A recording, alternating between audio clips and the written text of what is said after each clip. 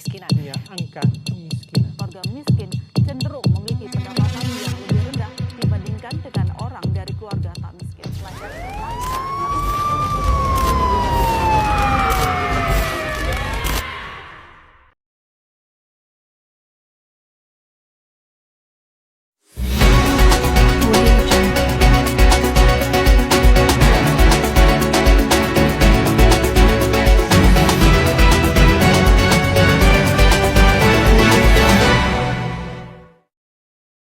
Kembali lagi bersama kami, saya Mutia.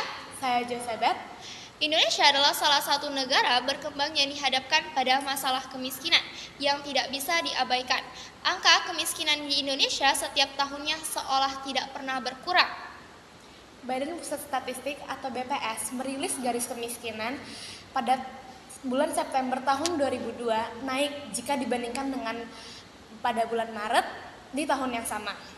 Garis kemiskinan adalah jumlah rupiah minimum yang dibutuhkan masyarakat untuk memenuhi kebutuhan makanan dan minum sehari-harinya. Pada September 2022, garis kemiskinan di Indonesia berada di angka 535.000 per kapita per bulannya. Sementara jika dibandingkan pada September 2021, terjadi kenaikan sebesar 10,16%. Lalu, apa yang menjadi penyebab kemiskinan di Indonesia tidak pernah berhenti? Menurut BPS, kenaikan garis minimum pada bulan September tahun 2022 itu disebabkan oleh efek domino, kenaikan harga BBM, tingkatnya angka PHK, kenaikan harga bahan pokok di tahun itu. BPS bahkan mengklaim bahwa kenaikan garis kemiskinan pada September tahun 2022 menjadi yang tertinggi dalam 9 tahun terakhir. Selain itu, BPS juga mengatakan distribusi kenaikan garis kemiskinan disebabkan oleh kebutuhan makanan yang mencapai 75,15%. Kebutuhan ini diukur dari uang yang dikeluarkan masyarakat untuk membeli bahan pokok seperti beras, telur, gula, tepung terigu, dan juga cabai merah. Sementara bahan makanan mencapai 26% yang disebabkan diantaranya oleh BBM, kontrakan, dan juga LPG. Sementara itu, menurut BPS, jumlah penduduk miskin di Indonesia mencapai 26,36 juta jiwa yang setara dengan 9,57%. Jumlah penduduk miskin ini naik menjadi 20.000 juta jiwa dibandingkan pada Maret 2022. Akan tetapi lebih rendah pada September 2021. Selain itu, tidak hanya berkaitan dengan kemiskinan yang berkaitan dengan kebutuhan makanan, BPS juga memotret kemiskinan akan kepulauan yang ada di Indonesia. Ya, kami akan menayangkan berita terkini dari rekan kami yang ada di Batam dan juga Lampung. Siang pemirsa, jadi saya sekarang sedang berada di lokasi. Saya berada di beberapa lingkungan kumuh yang ada di sekitar SMA Negeri 3 Batam. Di sini ada masyarakat sekitar dengan atas nama Bapak siapa? Bapak Melki. Nah, di sini apakah boleh saya bertanya beberapa pertanyaan? Boleh, Bu. Pertanyaan pertama, apa kesulitan utama yang Anda hadapi dalam kehidupan sehari-hari?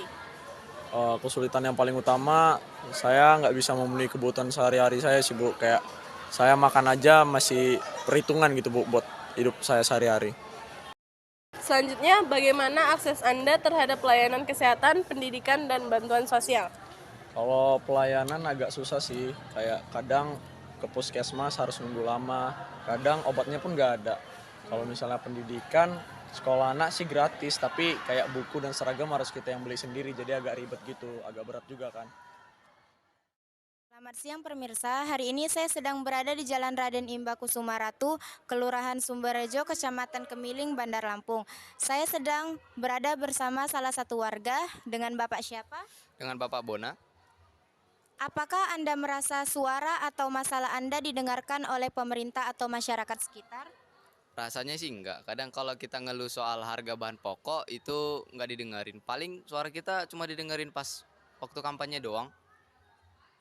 Bagaimana kondisi pekerjaan atau kesempatan kerja di lingkungan Anda? pekerjaan aja susah didapat, apalagi seperti saya orang yang nggak punya berpendidikan tinggi. Buat pekerjaan serabutan aja gaji nggak seberapa. Apa pandangan Anda tentang bantuan yang diberikan oleh pemerintah atau organisasi non-profit? Apakah cukup membantu? Rasanya cukup, cuman ya begitu, buat waktu ke depan atau beberapa hari ke depannya itu ya nggak cukup buat kehidupan saya sehari-hari. Misalnya seperti ada uang bantuan, sembako, dan lain-lain. Ya tapi gitu, tidak mencukupi untuk kehidupan saya sehari-hari. Tapi itu saja sudah bersyukur sih kalau ada. Baik, terima kasih ya Pak. Saya Suci Rahayu, kembali ke dalam studio. Kemiskinan memiliki banyak dampak. Dampak yang pertama adalah dampak kesehatan. Masyarakat miskin sulit mendapatkan akses kesehatan yang memadai yang menyebabkan angka kematian meningkat. Yang kedua, pendidikan. Banyak anak-anak yang tidak mendapatkan pendidikan karena keterbatasan ekonomi. Yang ketiga, kriminalitas. Kemiskinan dapat menjadi salah satu penyebab kriminalitas, seperti pencurian dan perampokan. Yang keempat, kemiskinan akan mempunyai dampak angka pengangguran yang tinggi. Kemudian, apa sih upaya yang sudah dilakukan pemerintah?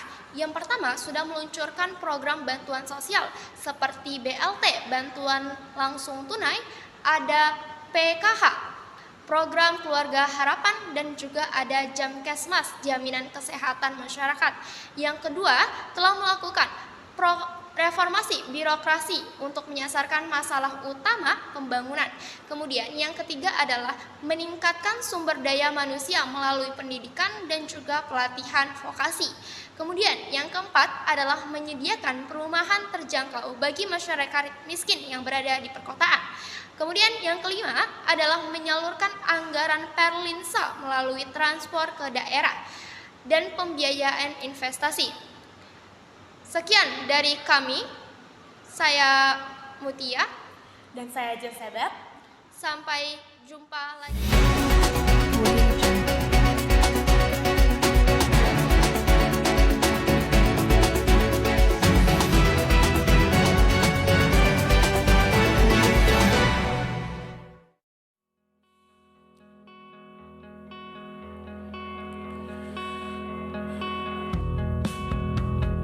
Menyesal aku sampaikan cinta monyetku ke Kanya dan Rebecca. Apa kabar kalian di sana? Semoga hidup baik-baik saja. Tak belajar terkena